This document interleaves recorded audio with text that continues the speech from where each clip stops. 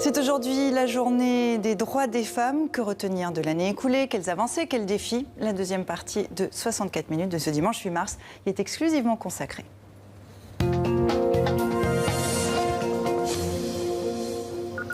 8 mars, journée internationale des droits des femmes, avec ces images, un bandeau noir sur les yeux, des traces de sang sur le visage et un cri de ralliement pour ces femmes. Le slam chilien intitulé « Un violeur sur ton chemin », devenu un hymne féministe contre les violences sexistes depuis 2019. En cette journée du 8 mars, comme ici à Madrid, les femmes sont dans la rue. Avec nous pour en parler, Ledingo Mang-Epese, vous êtes chercheuse en droit des femmes. Bonjour et bienvenue dans 64 minutes. Bonsoir. Plus de mobilisation, plus de visibilité. Les femmes s'imposent de plus en plus dans la sphère publique. C'est ce qu'on peut retenir de plus saillant de l'année écoulée depuis le 8 mars de l'année dernière? On peut le retenir, on peut aussi s'interroger du fruit de cette présence dans l'espace public, parce que finalement, j'ai peur qu'on soit déjà presque au bord de la caricature et qu'on soit contre-productive. Et c'est en cela qu'il est important d'entrer de jeu pour moi de dire que les hommes ont leur pleine place, puisque c'est la question de l'articulation des rapports sociaux entre les hommes et les femmes. On ne peut pas espérer que la violence s'arrête toute seule si les hommes sont confinés dans leur espace masculin et supposés coupables en permanence sans qu'il ne bouge le petit doigt. Je vous propose qu'on aille tout de suite voir ce qu'en pense un homme avec nous depuis Montréal, Angelo Soares de l'Université du Québec. Le Québec a la réputation d'être à la pointe du combat féministe. Est-ce que vous êtes des précurseurs là-bas ?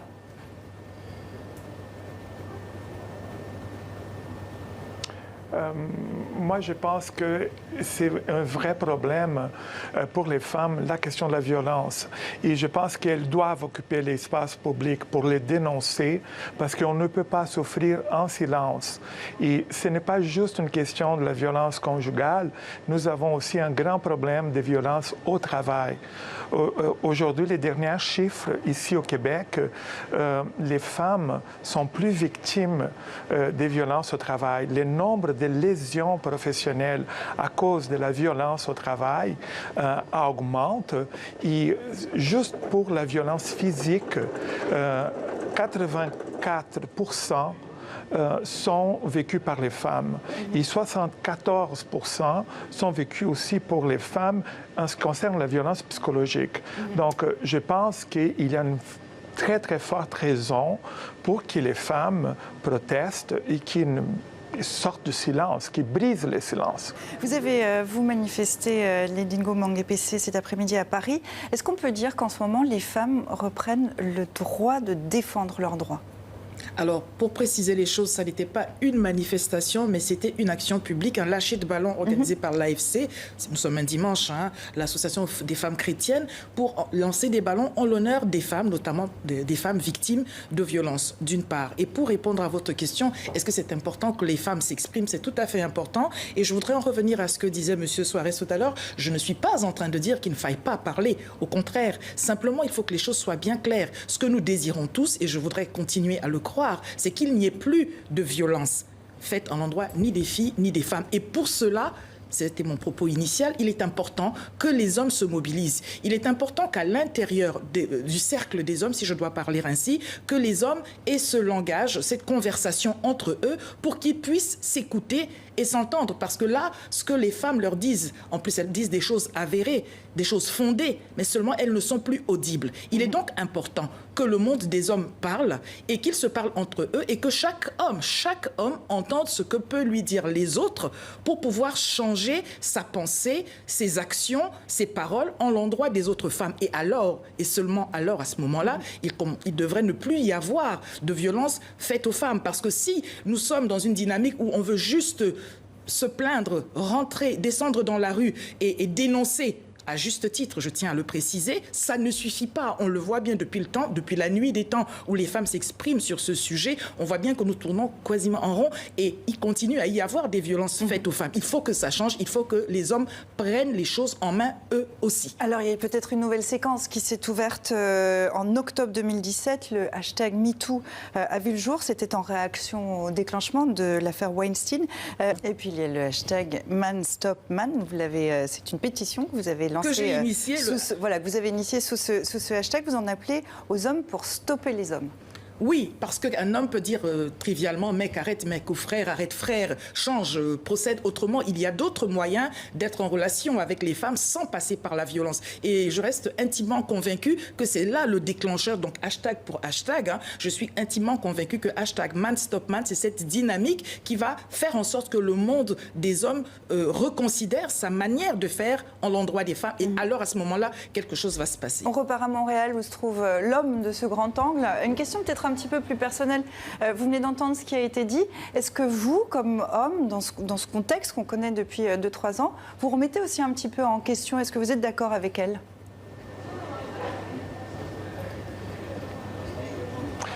Je suis d'accord que les hommes doivent se parler entre eux, doivent aussi, d'une certaine manière, apprendre de ce qui les féministes et les femmes se plaignent pour avoir une amélioration dans les rapports hommes-femmes. Ce n'est pas juste les femmes à faire ce travail, les hommes aussi ont une grande partie, à mon avis, pour que ces rapports sociaux soient plus égalitaires, qu'il y a plus d'équité aussi sur tous les aspects. Mais je pense aussi qu'il ne faut pas juste dire les hommes.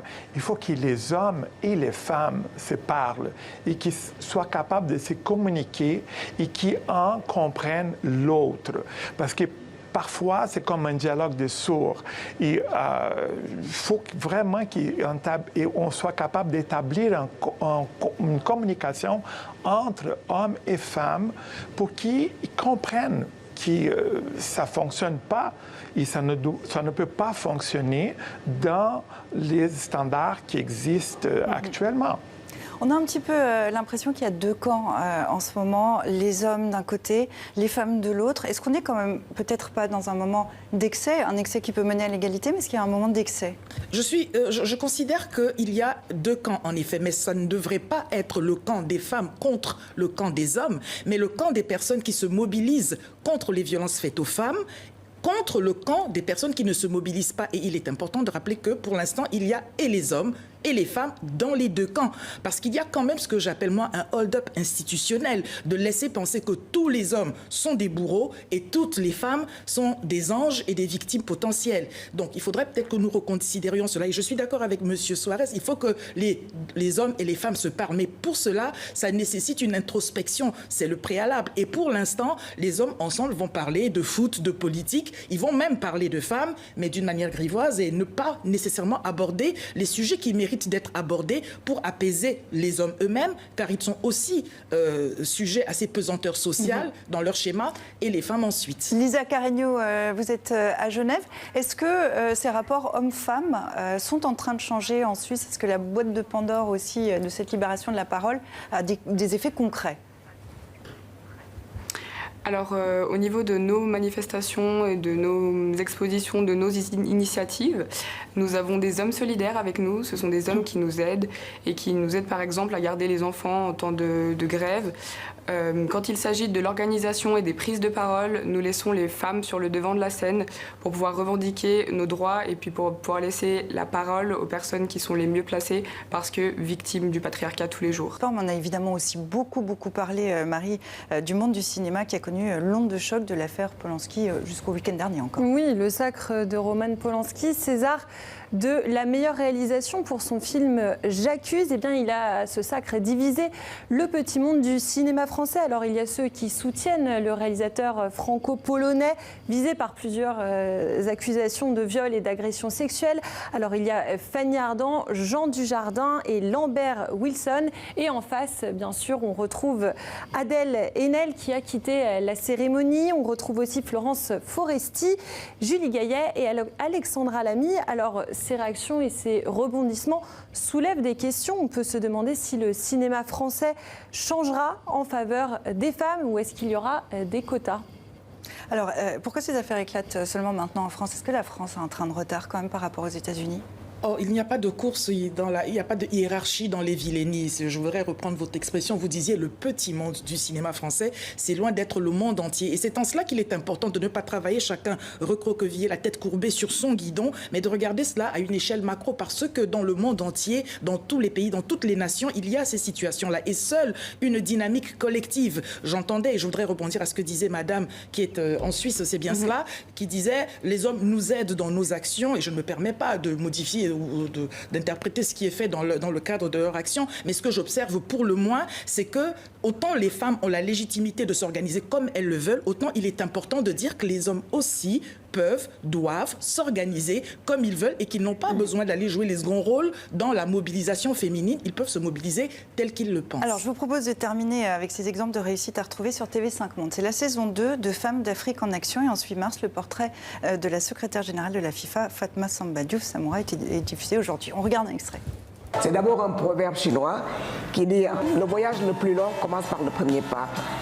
Et si vous le traduisez dans le combat que mènent aujourd'hui plusieurs femmes pour l'égalité, la mixité et la parité, il ne faut pas avoir peur de donner l'exemple, même si au début cet exemple est insignifiant, comme nommer une femme secrétaire générale de la FIFA après 112 ans d'existence. Montrer des femmes qui réussissent, c'est comme ça qu'on change les mentalités ? C'est comme ça qu'on change les mentalités, et c'est aussi montrer des hommes qui changent de mentalité, qu'on transmet autre chose aux jeunes garçons qui seront les hommes de demain avec les femmes de demain, avec une action différente. Et c'est ça le hashtag Et l'éducation, on le dit souvent. C'est par l'éducation que ça passe. Merci beaucoup, Lady Ngo Mangepese, d'être venue nous accompagner en plateau. Merci Lisa Carreño à Genève. Merci Angelo Suarez à Montréal. À très bientôt.